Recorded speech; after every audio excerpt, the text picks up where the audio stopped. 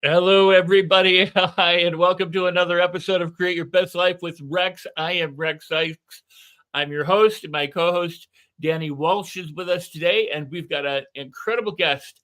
His name is Josiah Begin, and you've got to listen to him.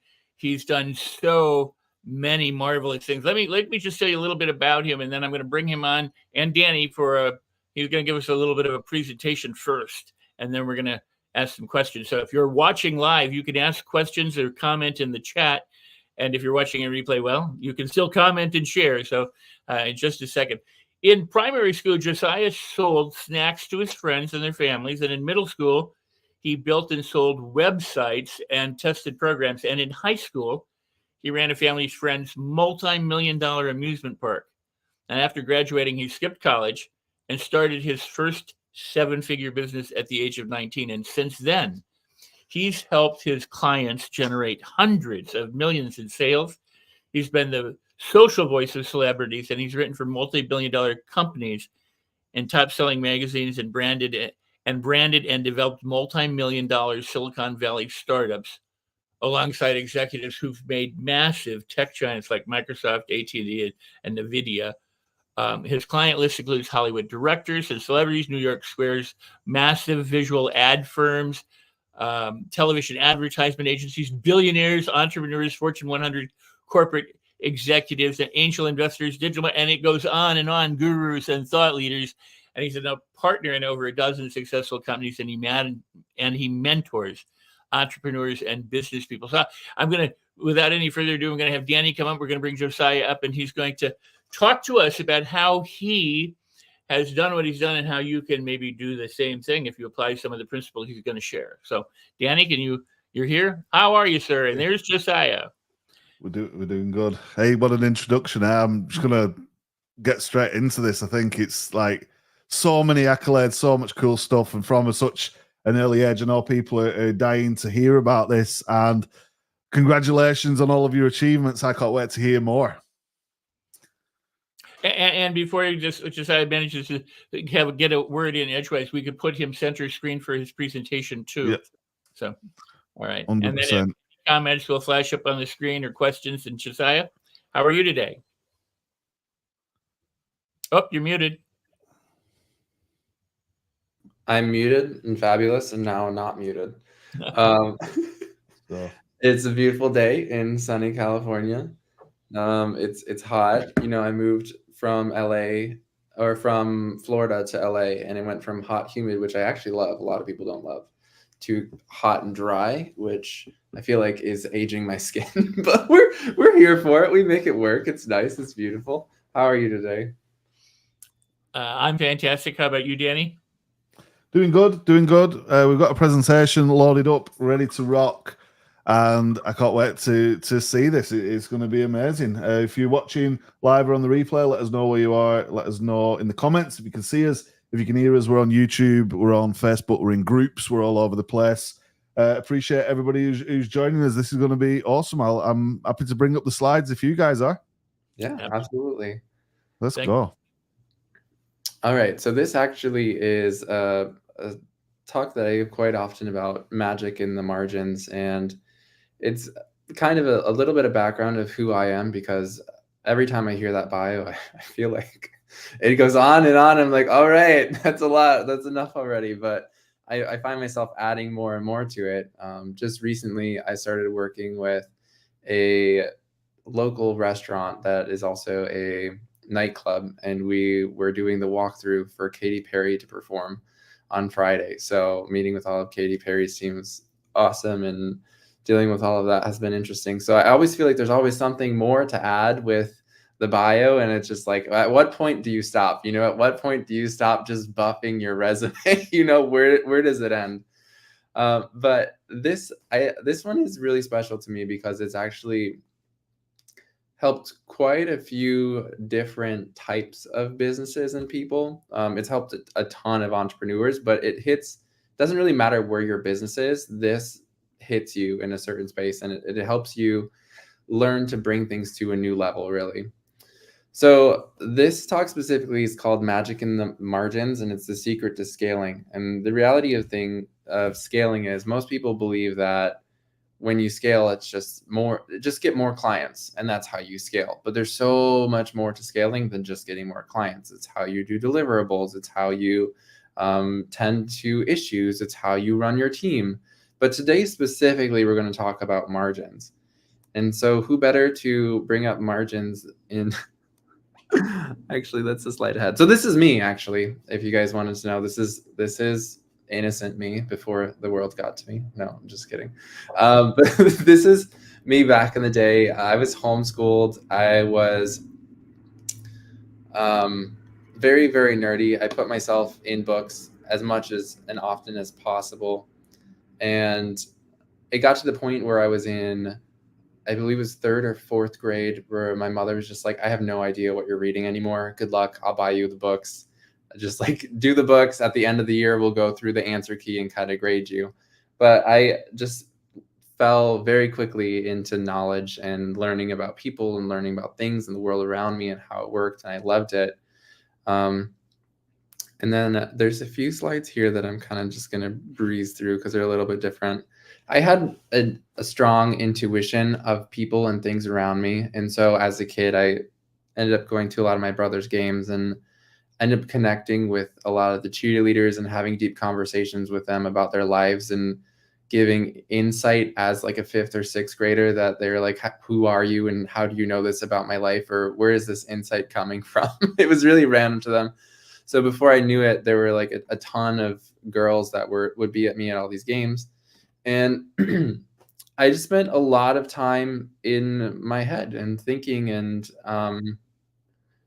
observing. I love to observe so much, and you can just learn so much in life when you observe. We all feel this need to talk, to perform or to show or to be the one that's being looked at. But you do the most learning really when you're observing more than anything. Even in teaching and coaching, if you observe what you're saying when you're speaking it, you're like, that's some pretty good insight. And you're like giving it to someone else, but it's because of the situation that you're in that you're meant to give that insight, and then observing that just, it's great. So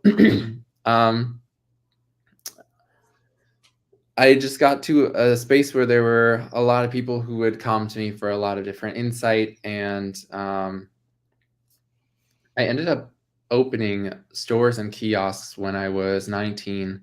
And we had stores all across America. We hit 7 figures, and then we hit 8 figures in just over 3 years. And it was a ton of work, but it was a lot of fun.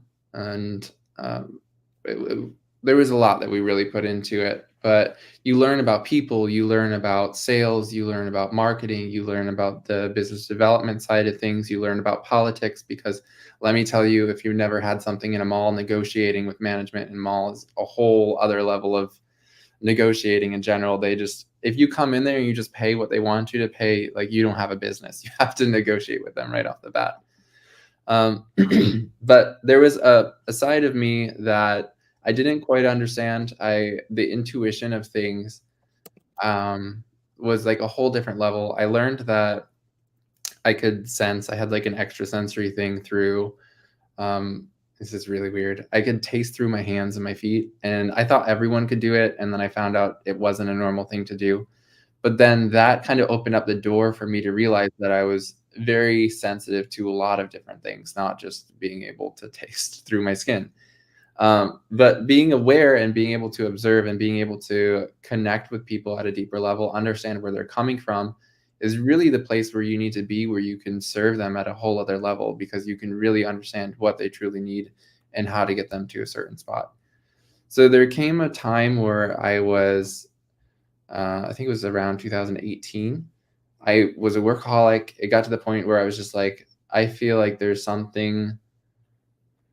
has to be something beyond what our understanding is of things. And I got into a really deep meditation, and I kind of just zoomed out of life and went into what I call the abyss or the void. And it's just everything and all things all in one space. And it was almost like I got an immediate download for everything that I ever had a question for, and stepped out of me and I, which is a whole other conversation we can have another time. That's like 4 podcasts in itself, 4 talks in itself. But this is kind of what changed things for me. I was doing a lot of transformations in people, our skincare and our hair care. I would do makeovers for women, and I would just bring them from a point where they were feeling really low about themselves, kind of give them a little shrink session while they were sitting in the chair, and then also have them leave with like their makeup and their hair done, and they'd have these huge transformations. I started consulting other business owners right pretty soon after we launched, probably about a year, because I had so many people asking me for help, and they were friends of friends. And then someone eventually was like, hey, can I pay you to help me? And I was like, sure, I'm doing it for everyone else for free, so why not? And that's how the consulting started in that space. But it was really the experience of seeing a transformation in people that made me shift gears in what I really wanted to do. From a young age, I always wanted to help people. I always want everyone. I talk to so many people, and everyone says they want to help people. I just want to let you know that. Literally, everyone says that. If someone doesn't say that, I kind of am scared they might be a psychopath or something. But everyone always says they want to help people. And my next follow-up question is, great, how do you want to help people? And the space that I really love and adore to help people in is getting themselves in order and getting their businesses in order. Because a business is an extension of who you are, really. If you work with a client, if their business is not doing well in profits, but they're doing amazing in revenue, they're usually a generous person that gives a lot more than they should. And it reflects that. If their business is really unorganized, you more than likely can go into their home, and their home is really unorganized, or their mind is really unorganized. So working with business owners is kind of like a third door entry to work with high performing entrepreneurs on themselves, which is why I love it. So that's why I got into that and kind of stuck with that. I started traveling full time, and I was petting cows in Colombia and also taking calls for consulting. Like I'd go inside and take consulting calls for just massive multi-million-dollar companies. And I learned that I could do it from anywhere, and I started speaking, and it was great. It was really great.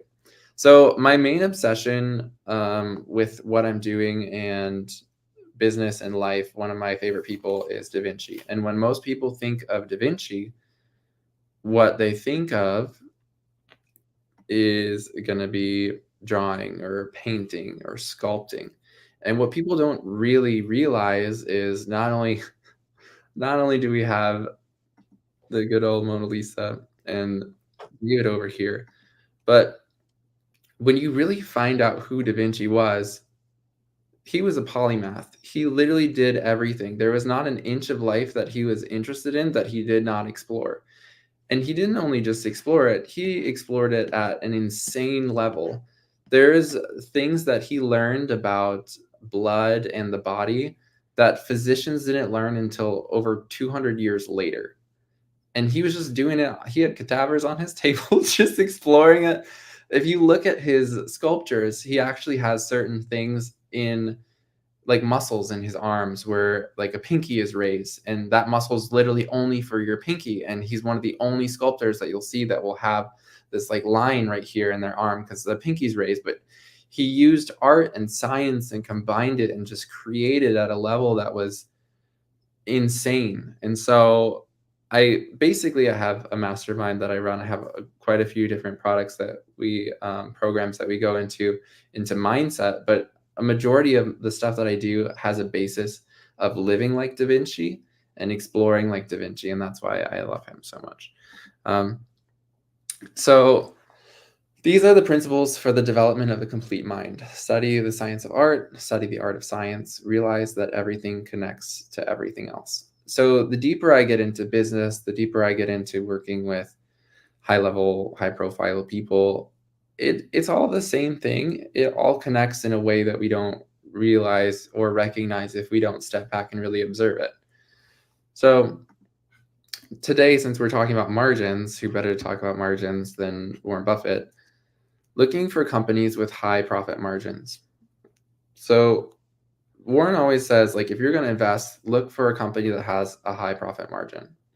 So in the concept of observing all things within your business, when you start to observe and take notice of what's really happening, you can start making changes. And the biggest thing you want to make changes to right off the bat is going to be margins. So why does Warren Buffett talk about, he doesn't say look for companies that have amazing products. He doesn't say look for companies that have amazing brands. He says look for companies with high profit margins. The reason why is when you have a higher profit margin, you have a lot more space for growth. Without profit margins, you do not have room for growth. So it doesn't matter how much you sell of something, if there's no profit margin in there. I have clients that when I first started working with them, they were outselling all of their competitors, but they had no profit margin. So they were in the red and they had no idea why. They're like, I don't understand what's happening. And I'm like, where are your profits at? They're like, terrible. And I'm like, what are your margins? They're like, oh. So that's what we're going to talk about today. There's three main things that I look at with entrepreneurs when it comes to building margins. The first one being value of self. So if you are a coach or you are an entrepreneur offering a service, what do you value yourself as? Where do you really see yourself? When you look at yourself and you look at your competitor, is there an issue there with like imposter syndrome? Is there a challenge for you to find your pricing because you feel like what you offer is so intimate to who you are, such a piece of who you are, or what you have is the best to offer? So really figuring out what the value is of yourself and making sure that you look at your value of self from an objective standpoint, not from a first person standpoint where you might be insecure or have different challenges that you're dealing with. Really look at it as a third person. And the best way for you to do that is if you are going to take yourself and replace yourself in your business, what would you pay yourself to fulfill that position? And this is an amazing tool to use that most people don't do because you have no idea what you would charge to do your job because your job is to make the business work, right? So when you're looking at what you need to make, there's so many books out there that talk about paying yourself first as a business owner. And so many business owners use their business account like it's their personal account. And that is not how you should run your business. You should pay yourself like you are an employee in your business, so you understand what the value of that employee is. But your value goes beyond that because you're not only the employee in the business, you're also the creator of the business. So don't get down on yourself for saying like, I would hire someone and I would pay them this much, but I feel like I'm worth more than that. That's okay if you're worth more than that. That person wants to work for you. They don't want to start their own business. So there's a reason why there's different roles in life, right? So that's value of self, finding the value of yourself. The second is belief in growth. So growing a business, if you've never done it before, is really scary. There are a ton of things that you have to look at. There's always fires to be put out. There's always people that need things. Maybe you have a fear of not knowing where the next income is going to come from, where your leads are going to come from, if you're going to be able to deliver the thing that you just sold last Saturday. That's like way beyond anything you've ever done, right? There's a lot of things in fear of the unknown.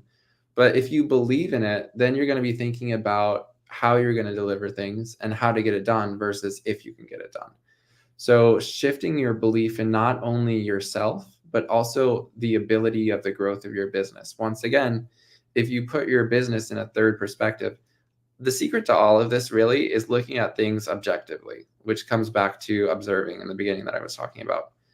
When we think about things, majority of times we think about them through our emotions, not from an objective standpoint. You thinking objectively from a third person does not mean you're a cold person. It means that your business is going to be able to run whether you're having a good day or a bad day. If you want to talk to people that day or you don't want to talk to that people that day. But your strategy and your plan needs to be objective. It needs to not have your emotions attached to it. And then use your emotions to sell and to attract clients, but not to structure your business, right? So in belief and growth, understand what your cost is to acquire a new client. So if you're getting a new client, where are they coming from? Are you only networking? Are you using different sources of acquisition? Are you using Meta? Are you bringing people in through speaking opportunities? Are you bringing people in through your social platform? Do you have a brand? Are you collabing with people? Where are your leads coming through? How much does it cost to acquire a lead? It's very challenging for you to understand how much it costs for you to deliver a product if you don't understand how much it costs for you to acquire a customer in the first place. Because your cost of acquisition has to be worked into the cost of your product. Because if that's not worked into your margins, it's a massive variable that can throw off your whole entire numbers. And numbers are really what make a business. Okay. So you have to know your cost per acquisition. And the last one is faith in others. You have to have faith in your team. If you want to grow and you don't want to have a team, you're going to have to do some magic with AI or something, because let me tell you, as a perfectionist do it all back in the day, I wanted to do all the things by myself, and it capped me from the growth that I really could have had. The growth that I had was quick, and we just did it and we got things done. But had I trusted more people with more in the beginning, I probably would have grown faster than what I did. So understanding that you can invest in a team, investing in a good team can be scary too, because you're like, okay, I can be inexpensive and hire the people that are inexperienced, or I can invest in another space where I'm going to get great people that are going to give great results. So it's really understanding who to put where, which person you need to invest into first. But understand that you need to understand what you can and cannot do, what you should and shouldn't do, and how to delegate. And that's really how you're going to scale properly. So I'm going to get into Rex's favorite part of this presentation, the burger, fries, and drinks, and we're going to kind of just run through it. This is a model that I help people use to build out what their product ladder looks like, right? So there's 3 different types of products you can have. There's a burger, there's a fry, and there's a drink. And people are always like, okay, they get hungry a little bit when they see this presentation, but also they're like, where are you going with this? So a burger is going to be the thing that attracts people to your business. So if you think about a burger, a lot of times sometimes it will be a loss leader where the burgers are really inexpensive, but it gets people in the door and they're going to buy other things while they're there, right? But the burger is really the thing that brings you to that company. So if you think of McDonald's, most people go to McDonald's to have a meal or to have a burger. And McDonald's it's McDonald's. So that's why I use it as reference. But you go to McDonald's and you normally think of whatever sandwich you're going to have. And that's the main thing you're drawn to. It's like the meatiest part of what it is, right? You don't normally go to McDonald's to get like a soda, unless it's like a dollar soda or something. I guess some people do. But for the most part, you're going there to eat a meal. And the burger you can always find out what is a burger in your business. Sometimes people have all 3. Sometimes people only have burgers. Sometimes people only have drinks. You'll be able to identify what you have after this. But a burger is going to be something that has a higher price point. It caps early, meaning that the amount of people that you can deliver, the amount of work you can do, the amount of services or product of this type that you can provide has a much lower cap, meaning you can only serve so many people. It's also harder to replace the people that are working in that space. So if you think about it, if you're in a McDonald's, the burger is the most complicated thing for the person behind the stand to make. They have to make sure that the meat is cooked properly all the way through so no one dies of salmonella. They have to make sure that the bread is toasted properly. They ought to make sure there's 2 pickles on there. I don't know if anyone's ever seen The Founder. Great film. You should go watch it if you haven't. It's about the story of Ray Kroc and the McDonald's brothers. But they have to put all the different pieces of that, and then they have to put it all together. And it takes the most amount of time to make because you got to cook a burger. You got to assemble it. You have to make sure that it's wrapped properly. And then you have to have all the people in place that are trained on those things, right? So it's a lot harder to replace someone to cook meat properly than someone to fill up a drink cup, right? So when you're looking at the burgers in your business, this product is going to be more challenging. This could be your one-on-one. Maybe you do coaching one-on-one. It's a lot harder for you to replace yourself and your knowledge one-on-one as a coach than it is for someone to answer emails, right? So your burger is the biggest one, okay? The next one, oh, there's a burger picture. The next one that we have is fries. So fries is in between a burger and a drink, right? Fries, it's still kind of complicated. You have to have the fries in there for a certain period of time. You can't overcook them. You can't undercook them. They have to be golden and crispy, right? I mean, if you've had McDonald's fries, I could go on a whole thing about that because I'm not going to go on that. This one, there's a whole thing about where they get their potatoes from and how long they have to store them before they could even go in and also fries from McDonald's have beef flavoring. I don't know if you guys knew that, but that's part of the addictive nature in it. But the fries, after they're not warm anymore, they are a completely different experience, right? So when you are cooking fries, you have to get the proportions right. You have to chop them up too. I don't know. They probably come frozen, but normally at a restaurant, you have to chop fries and then you put them in. So there's a little bit more of a process, right? Not as much as a burger because you're not having to deal with salmonella and meat cooking and all of that, or the cheese or all the specialties, but you still have to put them in, make sure they're not overcooked. So a great example of this would be like group coaching. You can have a bunch of people within a group and the price point is more mid and it doesn't cap as much because you can make a lot more fries than you can burgers because you just throw them all in there and then you just kind of wiggle them out, see how many fries you can fit in the thing. Sometimes you have a heavy pour, sometimes you don't, right? And those people are not as complicated as a burger to replace, but they are more complicated than someone who's going to fill up a cup, okay? So there's your fries. And then the last one that we have is your drink. So a drink is the least complicated. It's the most replicable. It has the easiest deliverable possible. So these would be things that you've pre-recorded that people can just click and buy and it's all automated. It's very hard to even cap this because I'm sure a lot of us has seen ads for there's only 7 more spots for this downloadable program, which I find so entertaining because it's literally just a program that you could copy infinitely. So I don't know how there's only 7 more spaces, but it makes people buy things because they see that there's a need to take action. But having a digital product that's pre-recorded is amazing because you can have an infinite amount of it and it never caps really. And you don't really have, once you build it and you put it there, there's very minimal oversight. Maybe someone has a tech issue you have to fix, something like that. But more than not, it's very simple. So you have your burger, which is your one-on-one program. You have your fries, which is more of a group program. And then you have your digital product, which is just like right off the bat, something that you can just sell over and over again. And you could sell it to thousands of people and doesn't take any extra time really for you in your workload during the week, very little. So that being said, I want to go into which one of these is the most valuable product because most people don't understand. Most people see a burger and they're like, that's the thing that's going to make the most.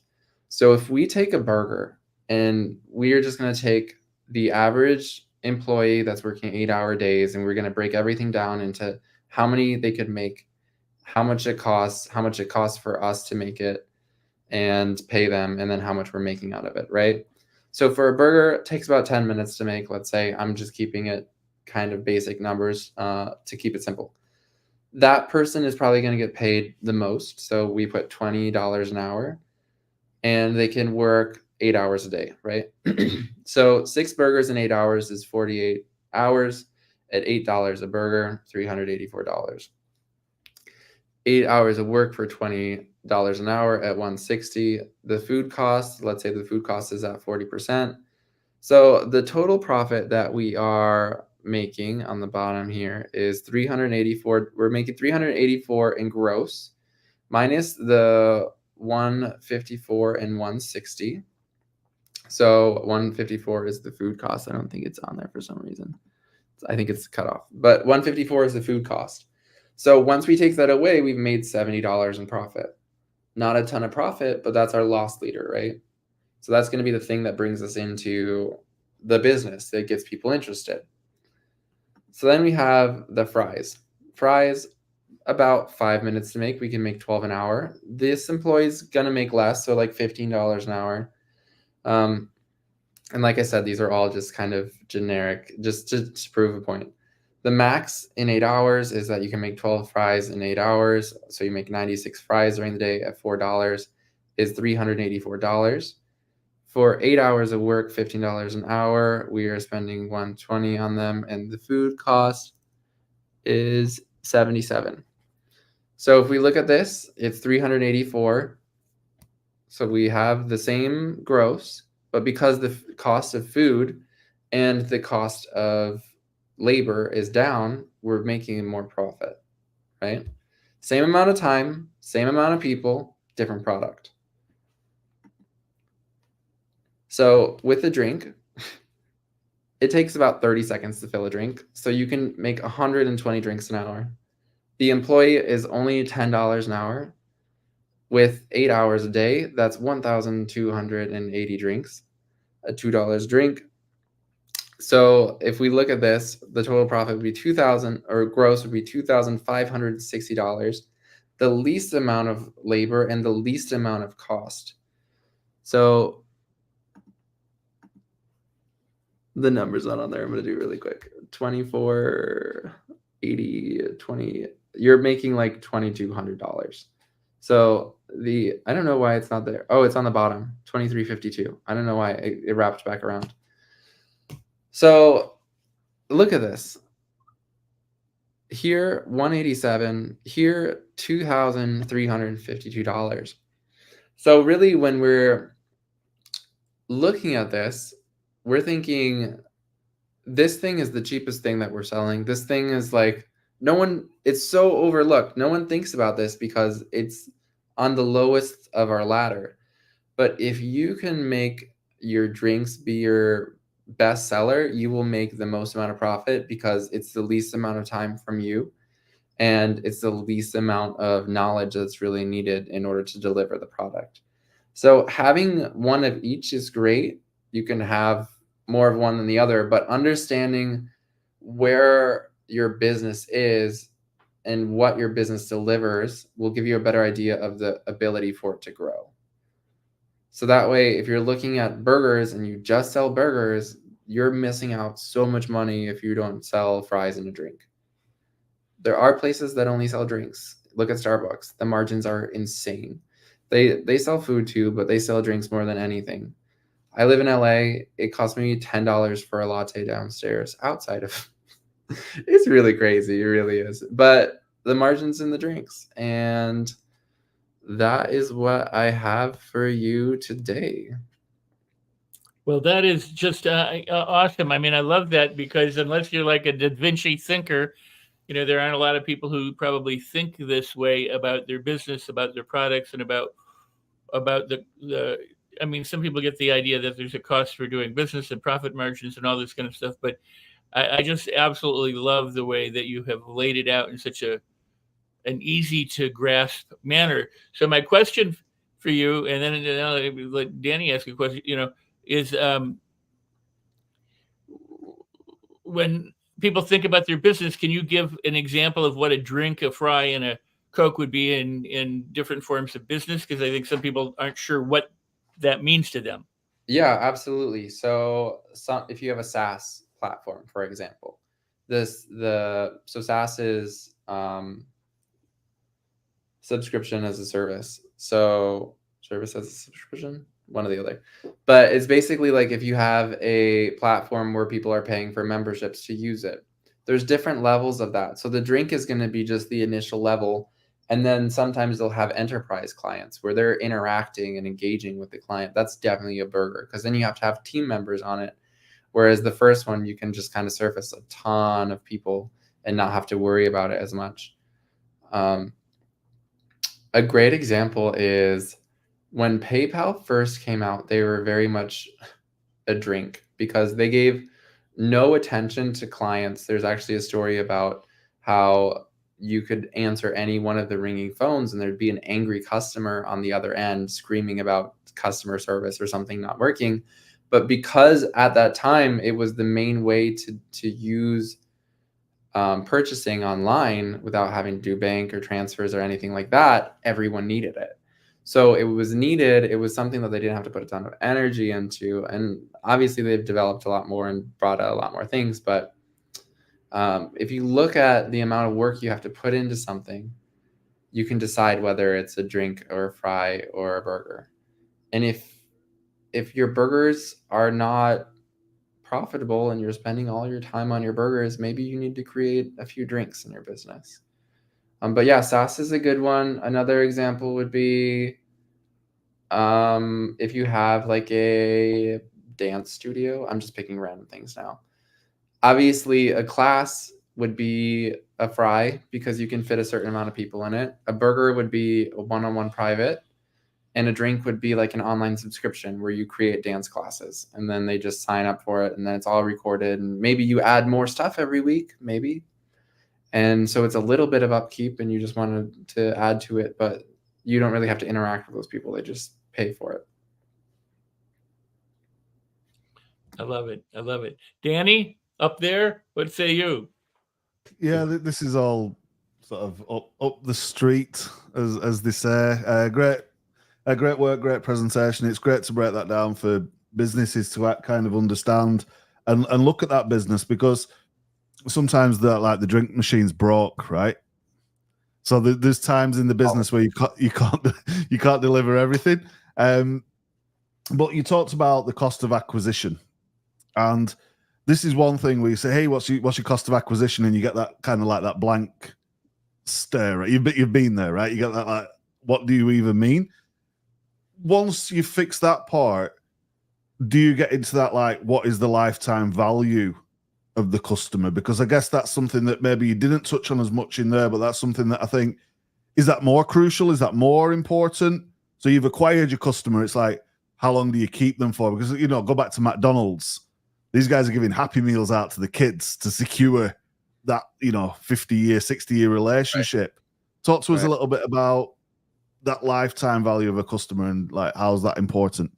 Yeah, that's great. That's great, actually. So when people come in, as far as margins from the get-go, you have to have those there before you even look at lifetime value. But it's extremely important to look at that, which talking about the PayPal thing, obviously people with very poor customer service may not want to work with you for forever unless you're the only choice on the market, which won't last for very long, right?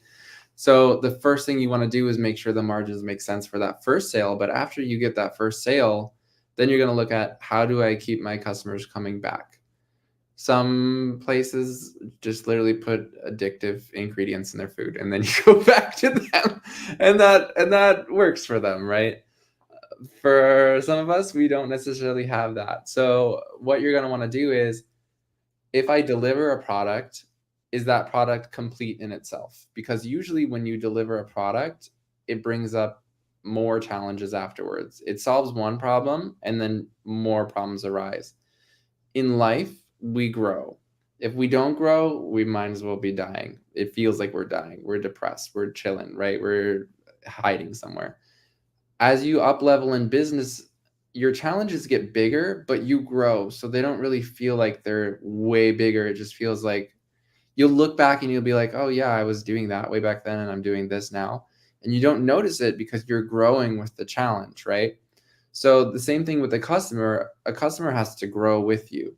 So if you don't have anywhere for them to grow and you just have a one-off product, then put some addictive ingredients in that stuff, because otherwise you're not going to have something for them to come back to. No, but you want to grow with them. So you want to give them an opportunity to take the next step. And that really goes into brand development then, is how do you create and adapt that brand to bring more of what your clientele wants or your customer wants. So once you have an understanding around what your margins are, then you can go in and say, okay, am I going to resell this product, or am I going to upsell another product? Or am I going to repeat? Am I going to go up, or am I going to go to the side? So if I'm repeating, it's the same product. If I go up, then I'm upselling to like the next thing. Maybe I'm bringing them into a new experience or a higher price point product. If I'm going to the side, then I'm delivering something alongside of what they already have experienced that might add to the original thing, or it might not. It might just be something else that they need. So a great example would be, let's say that you own a marketing agency and your marketing agency specializes in ads. So you have an ad agency. So in an ad agency, you're going to want to have a repeat. So you're going to want to have a retainer. Your upsell is maybe you manage more ads or more ad spend. So then you're going to upsell. A side would be maybe you have someone that you partner with, or maybe you buy another business, or maybe you start another business. Let me tell you, running a business and starting another business, a lot of work. It's a lot easier to just buy a business or partner with someone who already has a business. But then you have this other business here that complements the ads. So maybe the business over here has landing pages or something marketing that adds to the ads, right? Maybe it has SEO where the search engine optimization is in there. Maybe it has PR where you're helping them with press releases. But deciding where you want to go from that first product after you find out the margins, and then make sure that the next product still has good margins, because you don't want to upsell something that has bad margins, because then you're doing extra work where you could have just resold this first thing again and done less work. Wow. I love it. I think this is so valuable. By the way, if people are watching live, they can ask questions, or they can have comments in the chat while we can. Since we stream to multiple places, we don't always see everybody who's leaving comments or chatting. But as well as in the replay, people can always leave comments and let us know your takeaways and how you're applying or what you're learning. So this is a very noisy world, some would say, and there's a lot of competition, or some would say there's competition. How does someone, and we only have maybe about 15 minutes left, so I want to also be able to give you time to talk about what you're doing and other things. But how do people? Is there an effective or something in kind of a nutshell for branding or making yourself get more of a market share, reduce the noise, and have a larger, more visible presence? Yes. A lot of people tell other people to do what everyone else is doing, which I think is probably the worst advice you could give someone. If you're just starting something and you just need a bunch of sales and you need fast income, sure, do what other people are doing because they're getting sales from it. If you're wanting to create a lasting brand and a business that stands out, do what works for you and what works for your customers. So, for example, I have a very nonchalant, easygoing energy, and everyone always points it out. They're always like, I don't know what you're doing over there in LA, but you're just always kind of extra chill. But that's my energy. It doesn't matter if I'm working with, for example, I was telling the guys before we came on that I was working on something this week with Katy Perry's team, and it was crazy having to go through and do like a run through for things. And when you're yourself around everyone, people see you as a person rather than a performer. And I feel like a lot of times when people are building a brand, they feel like they need to become this performer. And we're so kind of brainwashed by the social media to look perfect all the time. And that just doesn't work anymore. So being vulnerable and being honest and being true to, which, keep in mind, your brand doesn't have to be your personality, but it does have to represent its own personality if it's not yours. Right? So I have a client that I work with, and her beliefs are a complete opposite of mine, but I know how to get into her personality and I know how to work her brand. So understanding how a brand thinks, how a brand speaks and acts, and creating its own living thing is the best way for you to stand out. A great example, which I don't know who's all watching this, so I don't know what all we could share, but Duolingo is an amazing example of this. So if you look at Duolingo's X account or Twitter account, was once called Twitter before Elon, it's ridiculous. Like the little character they have flirts with celebrities. Like, well, they'll repost things about celebrities. They'll flirt with celebrities. Even if you have Duolingo on your phone, they'll call you out and tell you that you're slacking for not doing things. They're like, your brain is rotting, and they're really bold with what they say. It's very much like they're picking on you in a way that they know they're holding you accountable, and you're going to laugh about it. And it's a very specific brand. And if they were just to do what everyone else was doing with language programs, they wouldn't stand out. Their brand has nothing to do with language. If you look at their brand, it's almost like you'd think they were like a gossip column or something. You'd think that they were pop, something to do with pop culture. But they've learned that their audience is in that range where a lot of these people are involving themselves with pop culture, and they're involved with that sort of thing. And they're people who are addicted to their phones, so they need to do something interesting enough to get them off of everything else they're doing on their phone to do what they want to do on their phone, which is, if you've ever built an app, is very much a challenge. But that is a great example. If you go do research on Duolingo and what their socials are, they're so ridiculous. They did a whole entire fake Duolingo on ice where they're all singing. It's like a musical on ice. It's not even a real thing. They're like, it's funny. It's a parody. You should go watch it.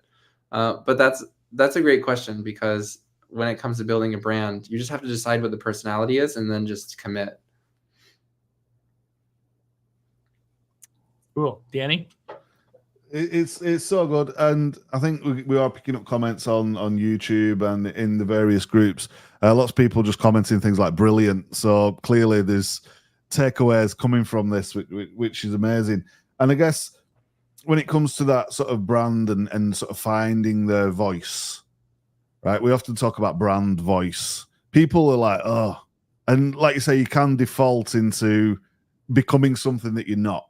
And I think there's a big thing about authenticity, right? About people say, oh, you've just got to be authentic and you'll be fine.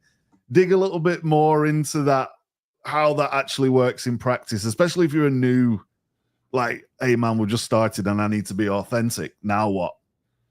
Yeah. So people who are starting a newer brand are afraid to be controversial, because they want to represent who they are, and they want to help everyone just help everyone do everything. And at that point, you're going to attract no one.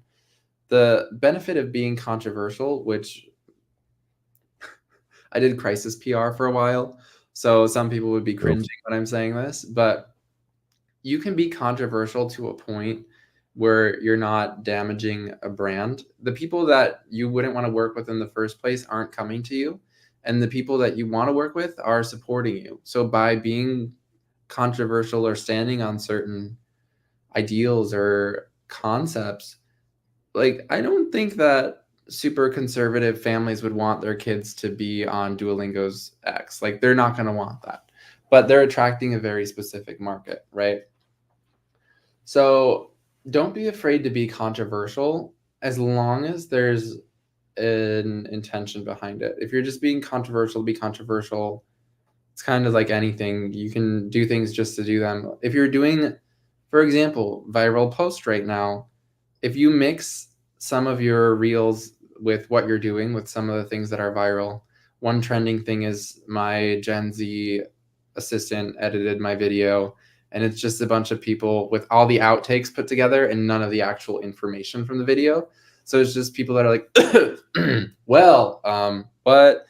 And it's trending, and you can use that to pull attention, and then you can put that right next to a video that has to do with what you're really doing. So don't be afraid to commit to something, because you can always shift it if you need to. If something doesn't feel right, shift it. It's okay. If you don't take action because you're afraid to commit and you just stay general, you're failing. So it's better to choose who you want to work with, and then choose how they communicate. Choose how you want to communicate with them and how they should desire to be communicated to. there's a line of, which I've still never been to these restaurants. There's a few restaurants where you go there and they just treat you terribly. Like they just cuss you out. They'll like, they give you really poor service. Yeah. Yeah. Yeah. And it's because people want to have a ridiculous experience, just like how we have comedians who roast people. So just figure out what you'd like to invest your time in, because it's going to be you investing your time in the brand, right? So figure out the people you want to work with, because those are the people you're going to be around and servicing, and then figure out how you want to communicate with them. And that's your brand voice. It's really simple. If I'm so we have a lot of house parties here. We have people who have houses that are bigger than like schools. It's ridiculous. And there's certain people at these parties that are different than people at like a networking event, for example. So at a party, I'm going to go around and I'm going to interact with people as like a human to a human. At a networking event, everyone's trying to sell something. So I'm going to stand out by wanting to help people more than wanting to sell them, or just wanting to build a connection, because networking is like, it's interesting, but it's your audience. Like, who is your audience and where are they and how do you want to communicate to them? Because some of those same people that are at the networking events will go to the house parties and they'll be acting completely differently. So that's where brand voice comes in. That's great. That's wonderful. So we have a few minutes left, so I'd like to just open it up for you to share some of what you're doing, or what you're enjoying to do right now, because you do so many different things. You do Katy Perry, and yeah, it's hilarious because the host of the show is Carmen Electra, which I haven't even heard her name for so long, but I was like, okay, here we go. I also have a client that does film production. So I've been working on the Universal lots for the last year, and we just moved over into Paramount as well. And it's been really cool to be in a space where Lucille Ball had her whole entire portion of her house rebuilt there so she could take interviews on the lot, so she didn't have to go back and forth in between home. So yeah, there's some films that are being produced, but a majority of the spaces where I love to stay is really just working with either people who are already high achievers or people who are really desiring to be high achievers and wanting to get more out of life, whether it be personal and business. And the more you are clear on who you are and what you want to do, the more those people kind of just run to you. And that goes back to brand voice. You're always your brand voice all the time. But yeah, so I'm working on some films. I'm going to be going to Italy, which will be fun.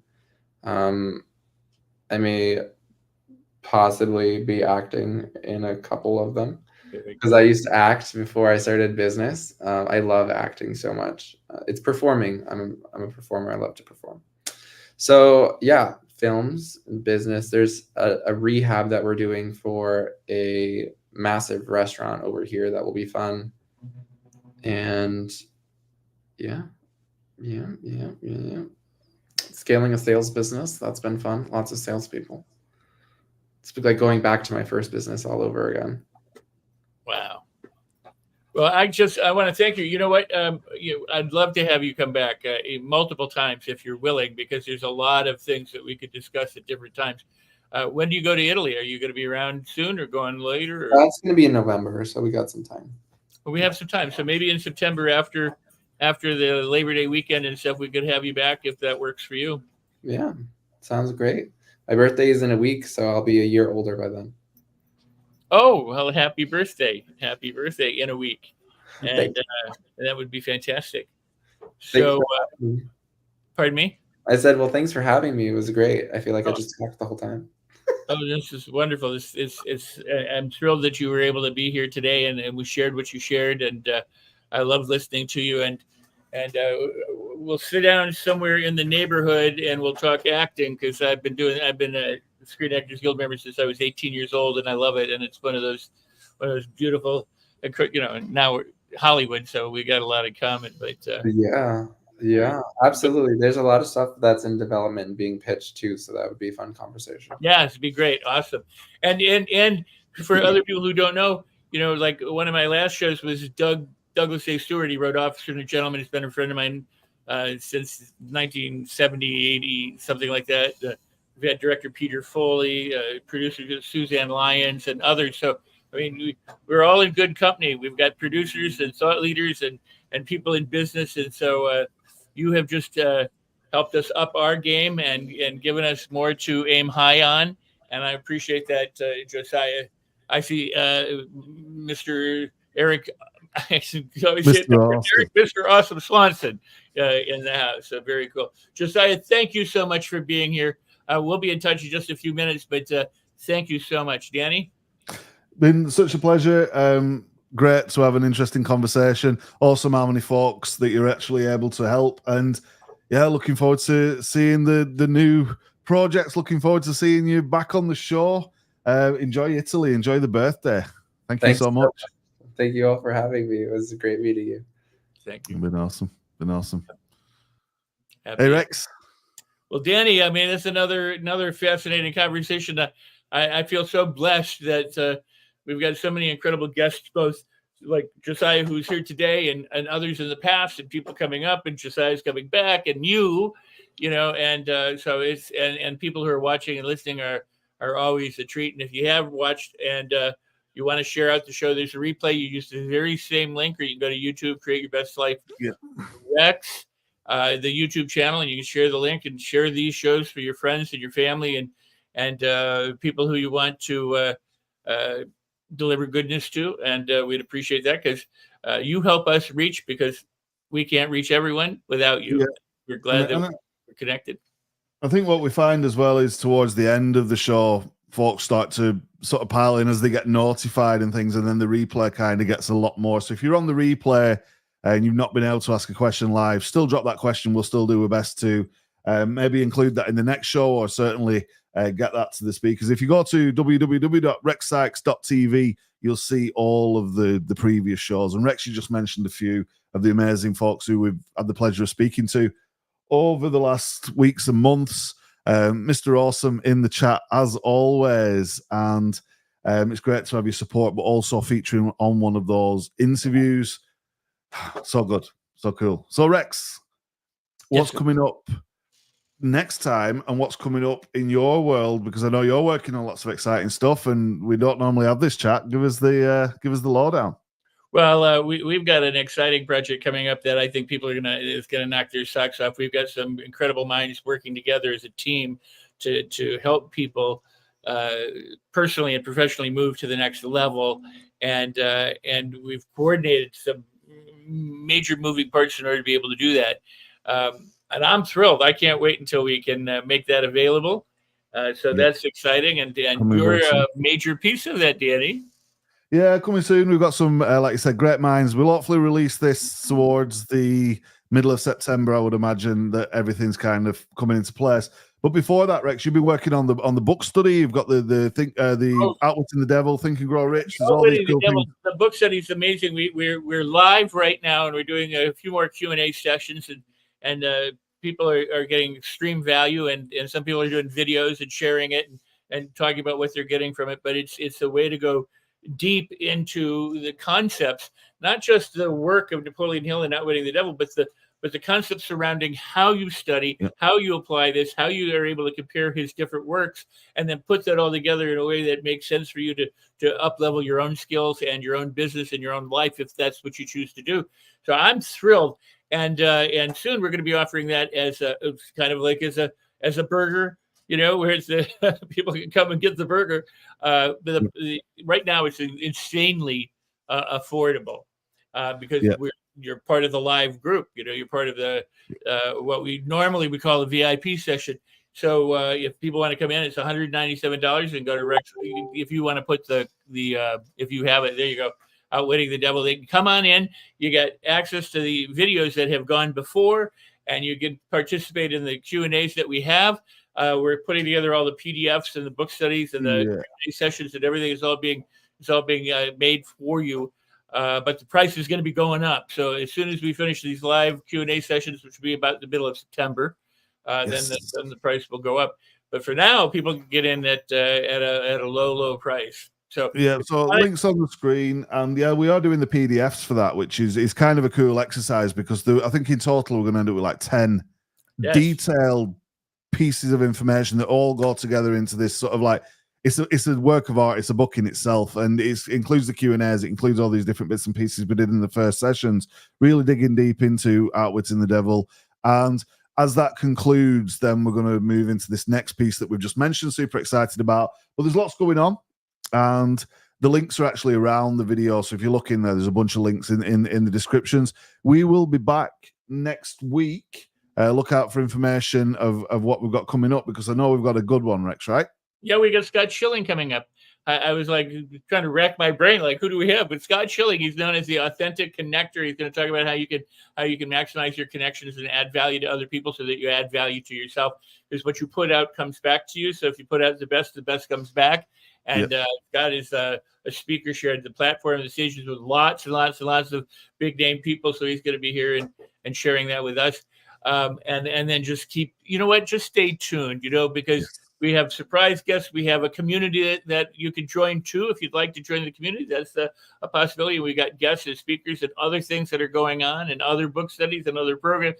So, the way I think about it is we're family. Danny, we got great family members. We got an extended family. We got a worldwide family, and we all come together. We have this marvelous time together, 100%. And increase the value, that each person, can have and participate in. I just love what we're doing, and the show is great. The guests have been great. So share it out. Go check out the other shows. And by the way, in that Outwitting the books, we tell them that there's some bonus material on Think and Grow Rich that they're going to really want to have. Yeah, you need to get into all that. Look around the video. There's a big bunch of links. Give it a share. www.rexsikes.tv as well for all of those replays. That's a mindset session in itself. So many amazing people. We have gone over time a little bit. I know we've got folks waiting in the green rooms. We're going to go and say goodbye. But Rex, pleasure as always. We will be back same time next week. I will be stateside next week, Rex. So we'll be kind of on that time zone again. So super excited. Big shout out to everybody in the chat. But from both of us. Celebrate everything, everybody. Let's go. Bye.